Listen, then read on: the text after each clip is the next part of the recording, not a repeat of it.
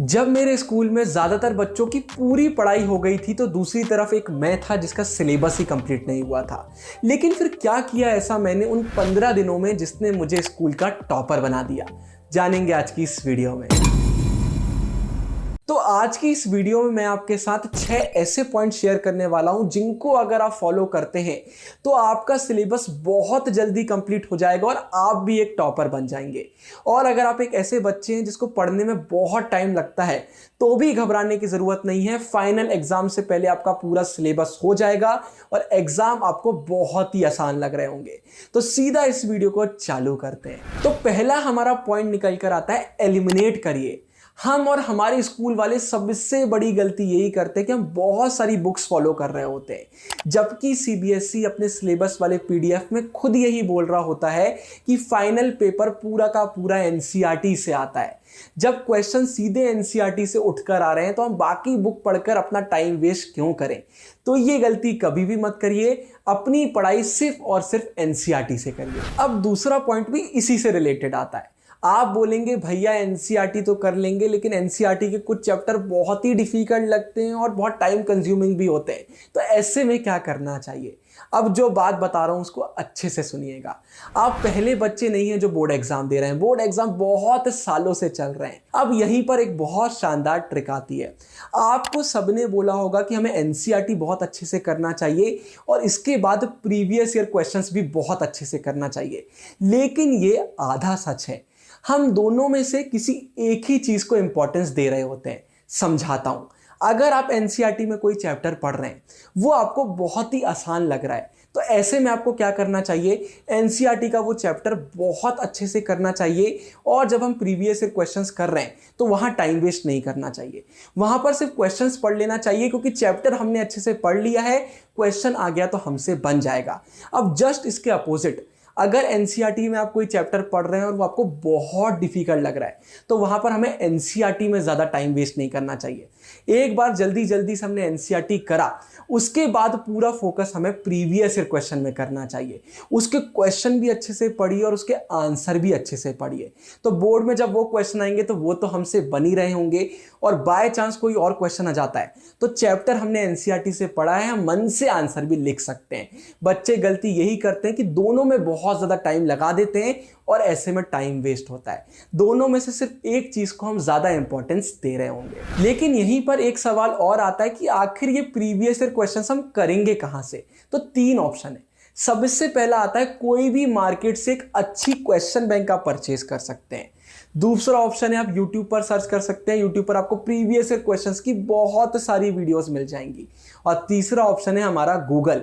आप गूगल पर सर्च करेंगे तो वहां पर भी आपको बहुत सारी वेबसाइट्स देखने को मिल सकती हैं। इसके बाद तीसरा पॉइंट आता है कि कभी भी किसी भी हालत में हम अपना टाइम वेस्ट नहीं करेंगे।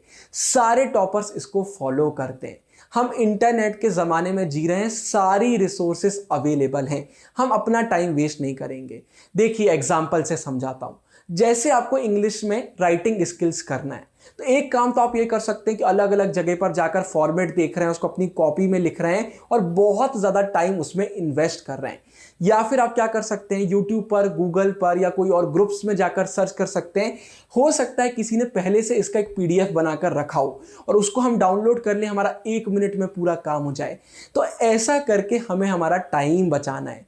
सबसे बड़ी गलती कुछ बच्चे यही करते हैं कि पूरी मेहनत खुद करते हैं, हर चीज़ का जिम्मा खुद ले लेते हैं और ऐसे में बहुत टाइम वेस्ट होता है।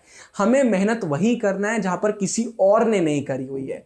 अगर कोई रिसोर्सेस अवेलेबल हैं तो हम अपना टाइम वेस्ट बिल्कुल भी नहीं करेंगे। इसके बाद 4th नंबर पर एक बहुत ही स्मार्ट वर्क वाली फिलॉसफी आती है कि जो आया नहीं वो आएगा नहीं। इसको अच्छे से समझिएगा। अगर कोई ऐसा टॉपिक है जो आपको बहुत डिफिकल्ट लग रहा है तो सबसे पहले तो ये देखिए कि वो कभी बोर्ड एग्जाम में आया भी है कि नहीं आया। अगर कोई ऐसा डिफिकल्ट टॉपिक है जो बोर्ड एग्जाम में ज्यादातर नहीं आया है तो बहुत हाई चांसेस होती है कि वो आपको देखने को भी नहीं मिलेगा। बोर्ड एग्जाम कुछ लिमिटेड क्वेश्चन ही को रिपीट कर रहा होता है। ऐसा बहुत रेयरली होता है कि कोई टॉपिक कभी नहीं आया और वो एकदम से आपको बोर्ड एग्जाम में देखने को मिल जाए। तो कोई ऐसा टॉपिक है जो बहुत डिफिकल्ट है और ज्यादा बार बोर्ड एग्जाम में नहीं आया है तो उसको एक बार करिए और खत्म करिए। ज्यादा टाइम वेस्ट करने की जरूरत नहीं है। हमारा पूरा फोकस उन टॉपिक्स पर रहेगा जो बार बार बोर्ड एग्जाम में देखने को मिलते हैं। इतनी रिस्क लेना तो बनता है। इसके बाद 5th पॉइंट में मैं आपके साथ टॉपर्स सीक्रेट शेयर कर रहा हूं। आपने देखा होगा आपके स्कूल में जितने भी टॉपर्स हैं उनके गिने चुने दोस्त होते हैं और उनका बॉन्ड भी बहुत स्ट्रांग होता है, साथ में ही बैठते हैं क्लास में हमेशा। रीजन क्या है मैं आपको बताता हूं। टीम वर्क करने से पढ़ाई बहुत आसान हो जाती है। हम क्या करते हैं, जैसे एग्जाम पास आ रहे होते हैं ना तो सारे डिस्ट्रैक्शंस हटा देते हैं, लोगों से बात करना बंद कर देते हैं। ये गलत चीज है। हम टाइम पास नहीं करेंगे लेकिन टीम वर्क हम जरूर कर सकते हैं। जो भी टिप्स मैंने आपके साथ शेयर करी हैं कि जब भी आप पढ़ाई करें तो आप प्रीवियस ईयर क्वेश्चन चेक करें, एनसीईआरटी पर फोकस करें, डिफिकल्ट टॉपिक्स के बारे में देखें वो कभी आए हैं कि नहीं आए, इन चीज़ों में भी टाइम लगता है। अगर सब आप अकेले करने लग गए आपका बहुत टाइम वेस्ट होगा। अगर आप ऑनलाइन रिसोर्सेज सर्च कर रहे हैं उसमें भी टाइम लगता है। तो ऐसे में हम क्या कर सकते हैं, अपना अपना काम बांट सकते हैं। जितने भी आपके अच्छे दोस्त हैं उनके साथ काम बांट लीजिए कि मैं इस सब्जेक्ट के बारे में ढूंढूंगा चीजें, आप इस सब्जेक्ट के बारे में ढूंढना, मैं ये चैप्टर पढ़ रहा हूं आप वो चैप्टर पढ़ लो।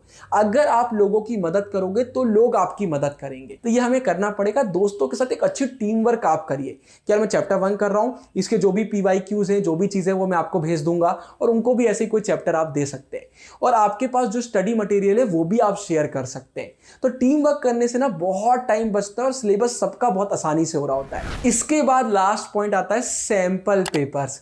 जब हम चैप्टर के प्रीवियस ईयर क्वेश्चंस करते हैं तो उसमें सिर्फ उसी चैप्टर के क्वेश्चंस हमको मिलते हैं, लेकिन जब हम सैंपल पेपर्स करते हैं तो सारे सब्जेक्ट में जितने भी चैप्टर्स हैं उनके सारे इंपॉर्टेंट क्वेश्चंस हमें देखने को मिलते हैं।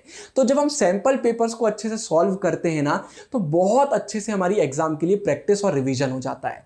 लेकिन यहाँ एक बहुत बड़ा सवाल आता है कि सैंपल पेपर सॉल्व करने का सही तरीका क्या है, क्योंकि ज्यादातर बच्चे सैंपल पेपर गलत तरीके से सॉल्व कर रहे होते हैं। तो इसके लिए आप ऊपर वाली वीडियो पर क्लिक कर सकते हैं। बहुत ही डिटेल्ड में मैंने आपको बताया है कि सैंपल पेपर कैसे सॉल्व करते हैं। उस वीडियो पर क्लिक करिए। बाकी अगर इस वीडियो में कोई डाउट्स आपके रह गए तो कमेंट्स में आप मुझसे पूछ सकते हैं। गुरु टेहंगुरिया साइनिंग ऑफ।